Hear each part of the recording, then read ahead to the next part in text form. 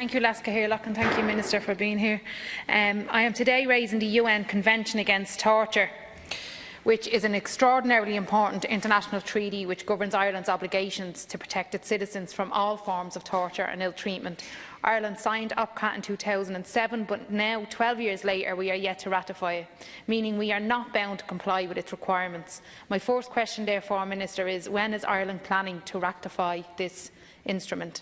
I know in a response to Deputy Daly last week that it is the Department's view that new primary legislation will be required and that you will be circulating a draft scheme to stakeholders before making a formal proposal to Government this year. However, the Government held a similar position on the UN Convention on the Rights of Persons with a Disability, that new primary legislation would be required before then deciding to ratify before the required legislative changes were enacted and progressing them after formal ratification. Have you considered whether this would be an option with OPCAT 2? If you are to remain of the review that new primary legislation is required, can you provide more information on where that process is? Do you hope to bring the proposal to Cabinet before summer recess? Will legislation be introduced to the Oireachtas in the autumn? As you will be aware, Minister, the groups working in this area are concerned at the pace at which these proposals are advancing, and as much detail as you can provide would be much appreciated.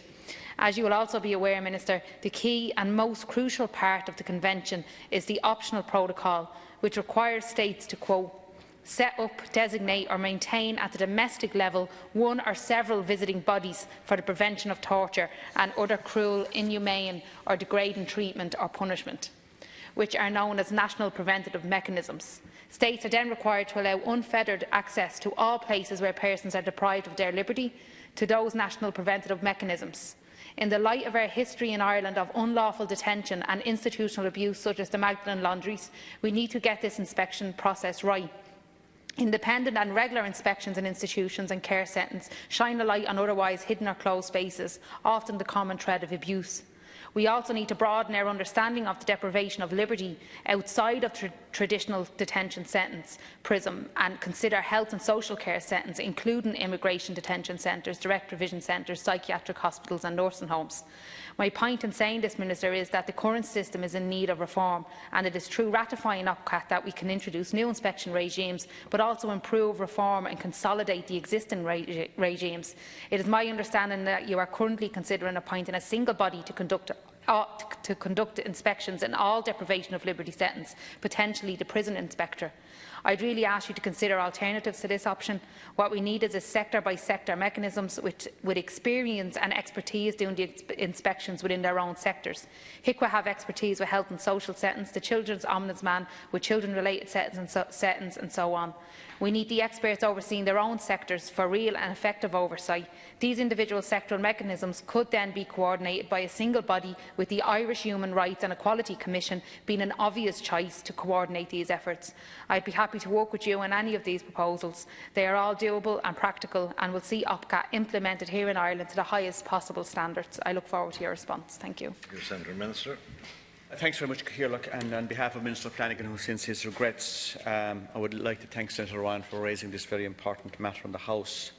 And on my own behalf and on the Minister's behalf as well, I want to acknowledge Senator Rowan's dedicated interest in this area and in the area of penal reform generally and detention.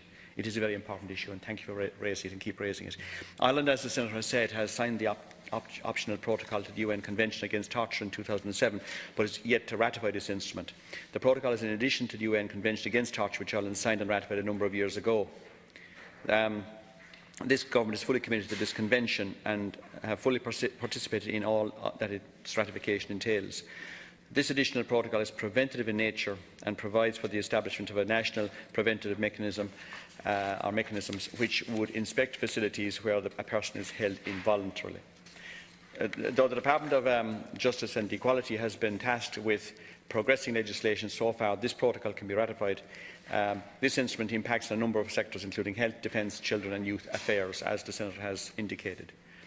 The Department has therefore consulted a number of key stakeholders during 2018.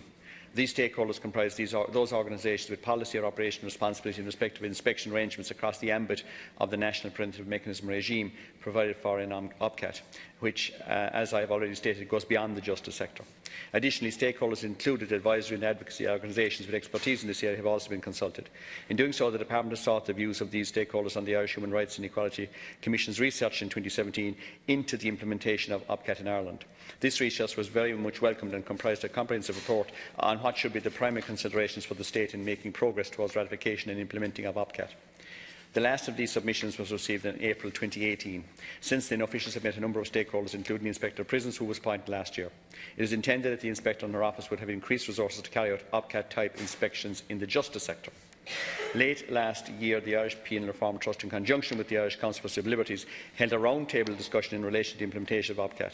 Given the feedback at this discussion, it was decided that further consideration would be given to what organisations should carry out a coordinating role for the PMs, including the option that the Human Rights and Equality Commission would carry out its role, as the Senator suggested.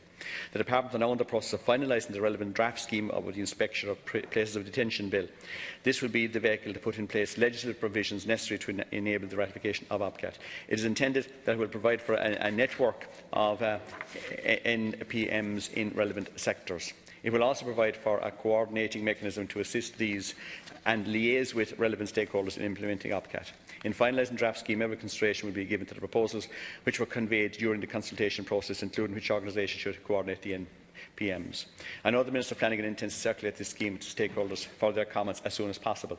In doing so, the Department of Justice and Equality will look to for other relevant government departments to consult with all relevant stakeholders in their sector. Similarly, in due course, it will be a matter for each Minister of those sectors to appoint one or more sectoral national preventative mechanisms, as again the Senator has suggested. Following these further consultations, it is intended to finalise this scheme for submission to Government for approval and transmission to the Office of the Parliamentary Council for formal drafting this year. Thank you. Supplementary, Senator. Yeah, just that all sounds very positive, and obviously is in line completely. It's in line with completely what we would be suggesting in relation to what the department seems to be planning to do. So, obviously, I've been working with other bodies on this as well, and I'm happy to support and work towards the goals that you've set out in terms of legislative provisions and draft schemes in any way that I can throughout the year. Thank you. Thank you very much, Senator.